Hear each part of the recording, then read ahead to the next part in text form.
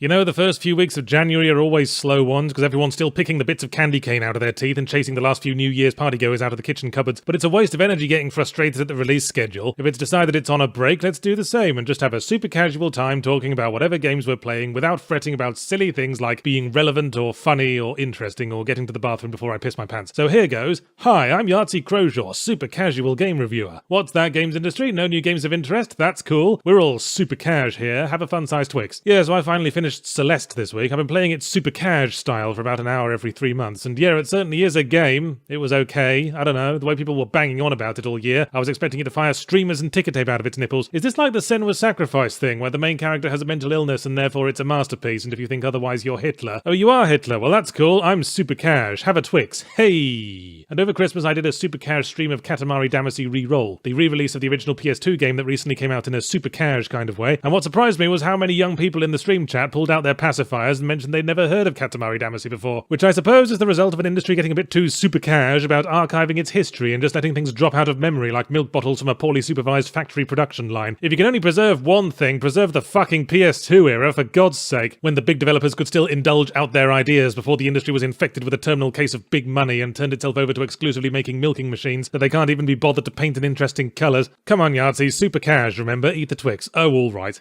Hey, let's retro review. Katamari Damacy was a quirky Japanese game from 2004, and there's no quirk like Japanese quirk. Gosh, the Japanese are quirky, aren't they? Just look up Unit 731. Even Japan's atrocities are quirky. Hey, that's not where a human arm goes. Anyway, Katamari Damacy is about the king of all cosmos, a very serious-faced man with a Swiss roll for a head and a fondness for unsettlingly tight leggings, getting a little bit too super cash one day and destroying all the stars in the cosmos. Fortunately, this can be remedied because the king can create new stars from clumped-together balls of random quirky bullshit. And double fortunately, today just happens to be random quirky bullshit clearing out day down on Earth and everyone's fucking ankle deep in the stuff. So the king's son, the prince of all cosmos, has to come down and steal all the random quirky bullshit using a magic sticky ball that can suck up anything smaller than it. Yeah, I've got some magic sticky balls for you. Katamari Damacy's greatness lies in the simplicity of its concept and the unrivaled catharsis in its execution. You start off with pathetic, laughable sticky balls that can just about pick up drawing pins and which get gleefully batted about by the cats that patrol the living room, but then a few minutes later, after you're done hoovering up the garden furniture, you come back and there's something very rewarding about seeing an exclamation mark appear above the head of a cat that once bullied you. I see you remember me, Mr. Whiskers. After all, what good are sticky balls if you can't crush pussy? Shortly, things get completely out of hand and you move on to rolling up people, then cars, then buildings, and eventually continents and Godzillas. Presumably an awful lot of people die horribly when those Katamaris get turned into stars, but hey, there's nothing quite so super cash as a few consequence-free murders. Boy, Yahtzee, you sure have opinions on Katamari Damacy. You must have played this a lot back in the day. You might want to put tea strainers over your ears, listener, because this will blow your mind. I'd never played Katamari Damacy before. The one I played a lot of was We Love Katamari, the sequel, but it runs on the same engine and plays identically. It was doing the Hand of Fate 2 thing, same game but with more stuff, which is fine, but it does render the original obsolete, and that makes me question Re-Roll's decision to only re-release the first game. I know precisely why they didn't do We Love Katamari instead. It's because the plot of We Love Katamari is literally, let's make a sequel to Katamari Damacy. It's all very self-referential and ooh, quirky Japanese Unit 731 and anaesthetized live vivisection, etc. But it does mean that We Love Katamari doesn't really work by itself. Still, they could have easily remade both the games into one package like they did with Crash Bandicoot and Spyro and those people in the Human Centipede. Playing the first Katamari Damacy alone, I feel disappointed by its comparatively slim variety of levels and gameplay modes, and I think it suffers from being a bit over-generous with the time limits. On one late game level, I'll have sucked up the entire fucking town into my sticky balls and still have about 3 minutes to roll around the empty valley looking for every last remaining brick and dustbin and thinking up even more oblique ways to talk about my testicles. The time limits in We Love Katamari are a lot tighter, and even if you pass, the king of all cosmos will talk shit about the size of your sticky balls if you show up with anything that wouldn't immediately silence all conversation in the men's locker room, which is good because challenge is important for catharsis. The success of victory is all the sweeter when there's a clear and looming presence of failure. That's why it's important to have a few ugly bridesmaids at a wedding. Katamari is quite challenging on the base level because you control your sticky ball in the same sense one controls an overloaded shopping trolley with one dodgy wheel around a car park. See, that's what I didn't get out of Donut County. That's right, it's a Donut County review now. That's the kind of thing that happens in super cash videos. Donut County was an indie game from last year that had a similar vibe to Katamari, except instead of a big sticky ball which gets bigger as things attached to it, like what makes sense, you get a hole that moves around and gets bigger as more things fall in it. And how does that work, Donut County? Does every single loose object in this town carry a little pickaxe? Are we supposed to believe this is some kind of magic hole for wizards? Why is everyone stupider than me? In any case, amusing as it is to watch a cat fall down a hole with a stupid look on its face, after that the cat's gone. Whereas in Katamari, the cat's still there, stuck to the side of your ball, kicking its legs in fury, and you can continue taking the piss out of it. And that's why Katamari's better. Donut County has its merits, it's got a stronger story aspect, but it has no challenge, so it's a one-and-done 2-hour distraction, where Katamari's meatier linear gameplay and jaunty soundtrack makes it almost endlessly replayable. Besides, who'd want a hole when you can have sticky balls? Am I right, fellas? I'm very lonely.